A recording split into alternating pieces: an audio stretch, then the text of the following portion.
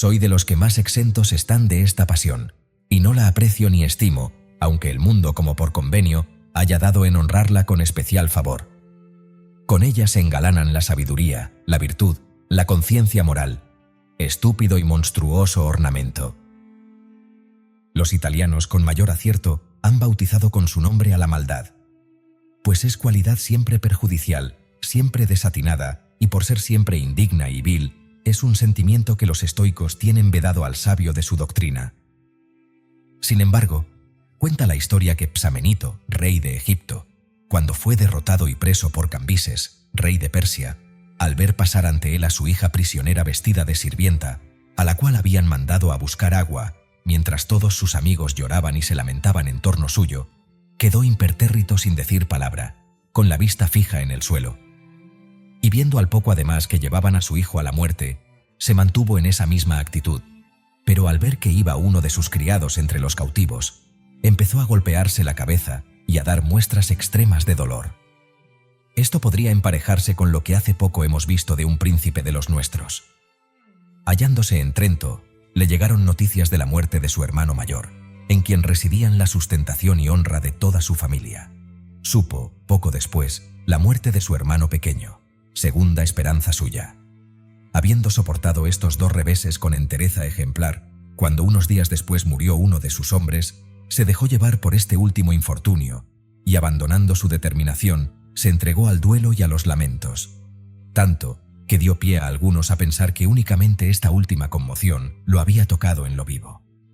Pero lo que sucedió en realidad fue que, estando ya lleno y colmado de tristeza, la menor sobrecarga quebró las barreras de su aguante. Esto mismo, creo yo, podríamos juzgar de la historia que cuento, si no fuera porque en ella se añade que, habiendo preguntado Cambises a Psamenito por qué no lo había conmovido la desgracia de su hijo y su hija, pero había soportado tan mal la de uno de sus amigos, respondió: ello se debe a que esta última pesadumbre puede manifestarse con lágrimas, pero las dos primeras exceden con mucho cualquier posibilidad de expresión. ¿Acaso venga aquí a propósito el arbitrio de aquel pintor de la antigüedad? Tenía que representar, en la escena del sacrificio de Ifigenia, el duelo de los asistentes según el grado en que afectaba a cada uno de ellos la muerte de la bella e inocente joven. Habiendo agotado los últimos recursos de su arte, cuando llegó al padre de la muchacha, lo pintó con el rostro cubierto, como si ningún semblante pudiera representar tamaño dolor.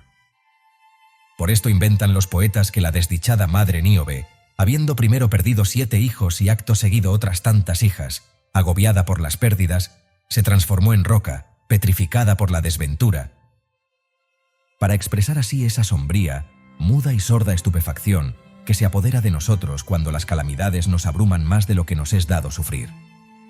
Realmente, la fuerza de un disgusto, para ser extrema, ha de dejar el alma totalmente atónita e impedirle la libertad de acción. Así nos sucede cuando nos alarma de improviso una pésima noticia y nos sentimos arrebatados, pasmados, como privados de todo movimiento, de forma que el alma, liberándose después mediante lágrimas y lamentos, parece desprenderse, desasirse y dilatarse a sus anchas, y al cabo abre el dolor un camino a su voz.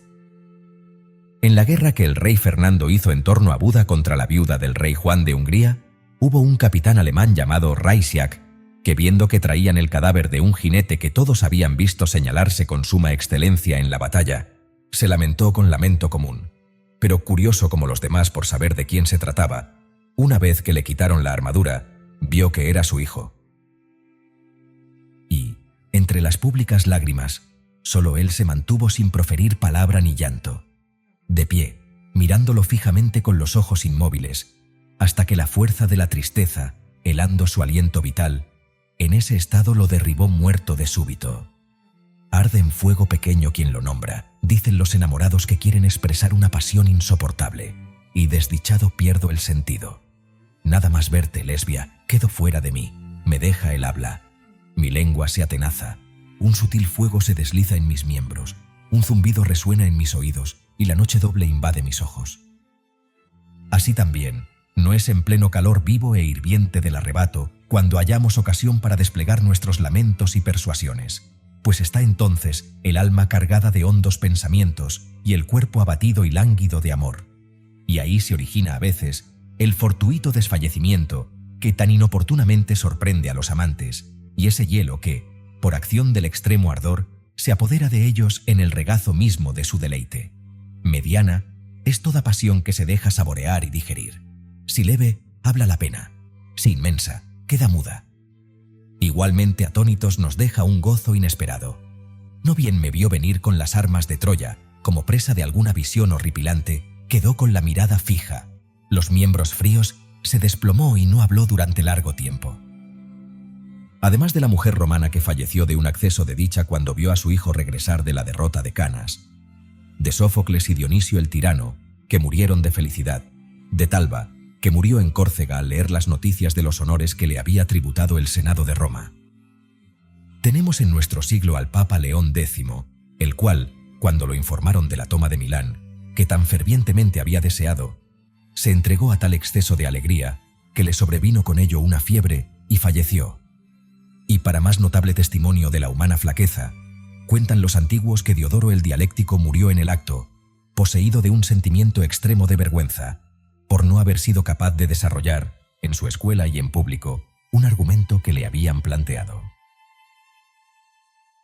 Poco me dominan a mí estas violentas pasiones. Tengo la sensibilidad dura por naturaleza, y razonándola curto y encallezco más cada día.